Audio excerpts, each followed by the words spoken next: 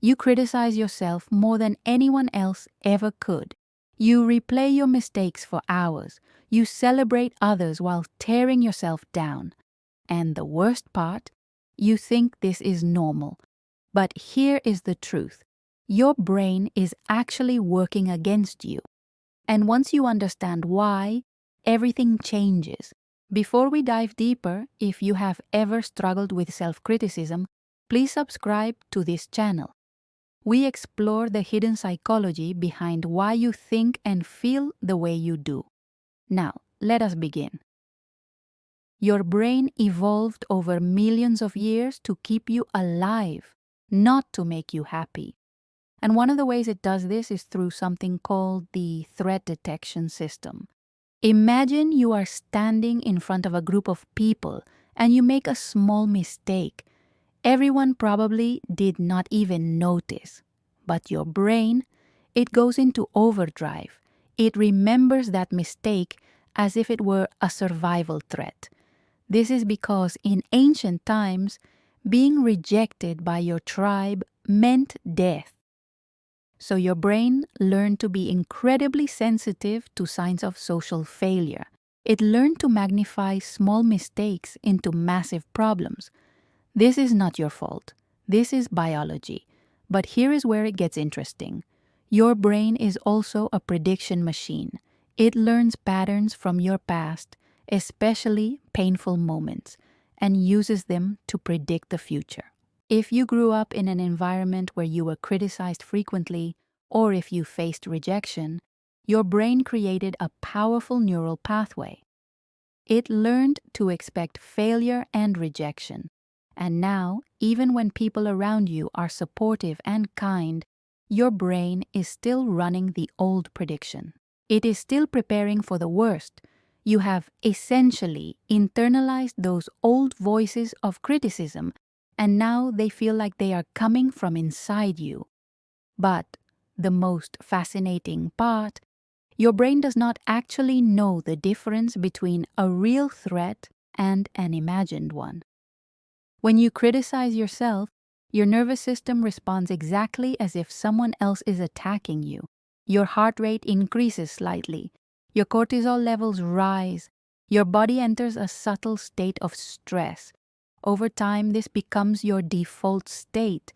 You are literally training your nervous system to be afraid of yourself. And the reason you struggle to love yourself is because self-love activates a completely different part of your brain, a part called the caregiving system. This system is activated when you feel safe, supported, and accepted. It is the same system that makes you want to comfort a friend who is hurting. But here is the problem.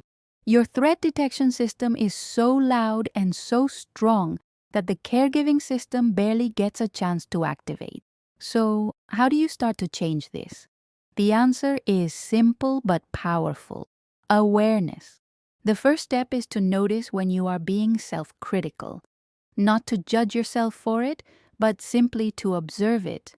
When you catch yourself thinking, "I am such an idiot," or "I will never be good enough," pause for a moment. Recognize that this is your threat detection system doing its job, not a reflection of truth. You can even imagine that voice as something separate from you, maybe even give it a name. This creates psychological distance between you and the thought. The second step is to activate your caregiving system intentionally. And the way to do this is through something called self-compassion. When you are struggling, try speaking to yourself the way you would speak to a close friend who is going through the exact same thing. Notice how your voice changes. It becomes softer, kinder, more understanding. Your nervous system feels this shift and it begins to calm down. You are literally rewiring your brain. Every single time you practice self-compassion, you are creating new neural pathways. You are building new habits in your brain. And research shows that it takes consistency, but the changes are real and they are profound. Here is the beautiful truth. Self-love is not something you either have or you do not have. It is a skill. It is a practice. And like any skill, you get better at it the more you do it. Every moment you choose to be kind to yourself instead of critical, you are strengthening your caregiving system. You are teaching your nervous system that you are safe. You are teaching your brain that you are worthy of the same compassion you so freely give to others. The journey to loving yourself is not about becoming perfect or eliminating self-criticism completely. It is about building a new relationship with yourself. It is about recognizing that your critical voice is just your brain trying to protect you, even though its methods are outdated and harmful. And once you understand that, you can thank your brain for trying to help and gently redirect it toward a kinder way of protecting you. So here is what I want you to do this week. Catch yourself being self-critical at least once. Notice it. And then try speaking to yourself like you would speak to someone you truly love. That is the beginning.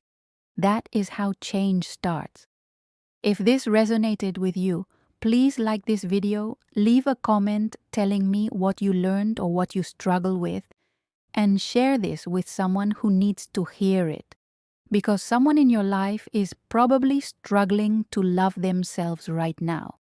And they need to know that it is not their fault and that it can change. Thank you for watching, and I will see you in the next one.